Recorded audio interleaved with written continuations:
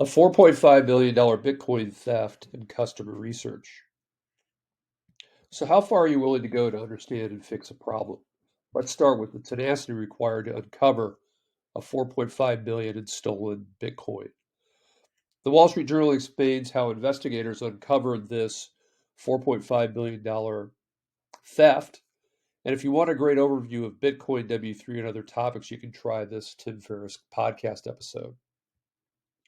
So why steal Bitcoin and why is it so difficult to succeed? Cryptocurrency has long been a preferred option for criminals, big and small, including ransomware operators, drug traffickers, and street gangs, due to its perceived anonymity and capacity for frictionless international transfers. Despite its reputation as hard to trace, analysts say it is sometimes easier to track than hard currencies. Every transaction is public, leaving a permanent trail. And the trick is tying that money to real people.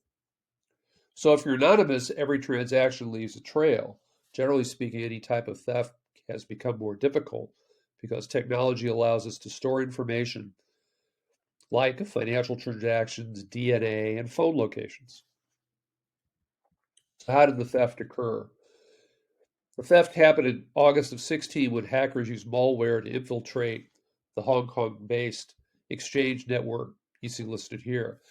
And when they infiltrated, they moved the Bitcoin worth at that time about $71 million through over 2,000 unauthorized transfers to an outside account. And the money stayed there for a while, several months. And in January 17, a small amount began moving in a series of complex transactions. So the difficult part was not getting it out of the exchange. The difficult part was once the money was removed, getting it somewhere where the criminals could get their hands on it. The tough part is moving the money, particularly large sums of money, electronically without someone learning your identity. So, how did the thieves attempt to move the funds? They went through a site called Alpha Bay, an online marketplace operating on the dark web, a section of the internet only accessible to special software where people interact anonymously.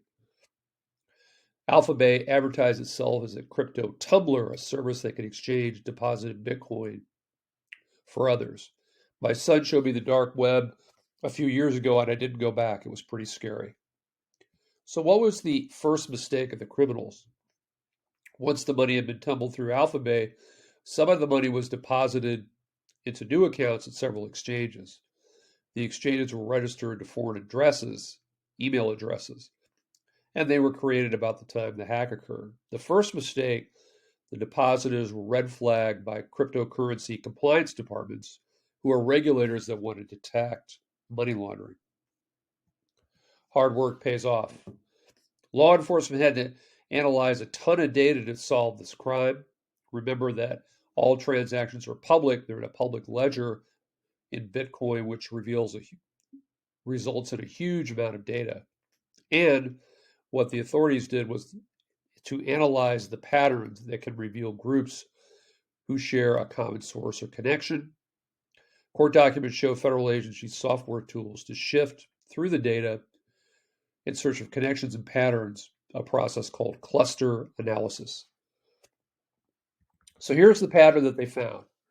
A fraction of the Bitcoin was moved from a cluster to an exchange that sells prepaid cards. We've all bought prepaid cards before. A $500 Walmart gift card was sent to a Russian registered email address. And then there was the IP. The transaction was conducted through an IP address linked to a cloud service provided in New York that was linked to one of the thieves.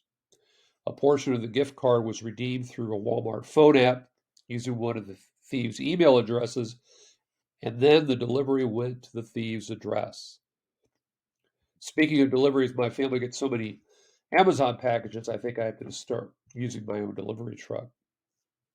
Investigators found $40,000 in cash and 50 electronic devices when they raided the thieves' apartment.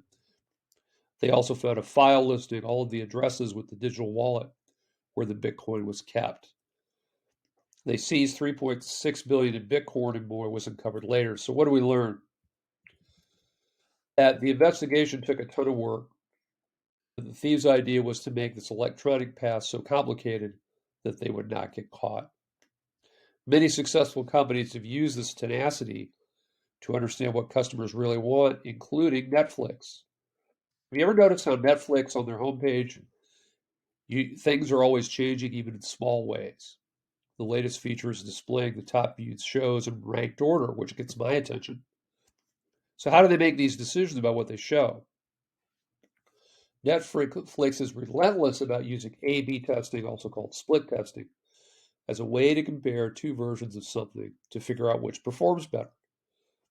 And their A/B philosophy is about building incrementally and using data to drive decisions and failing fast. So if something doesn't work, they drop the idea right away.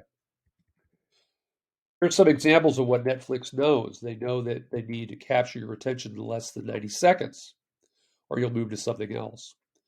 They know you look at images first and then read the details about a show.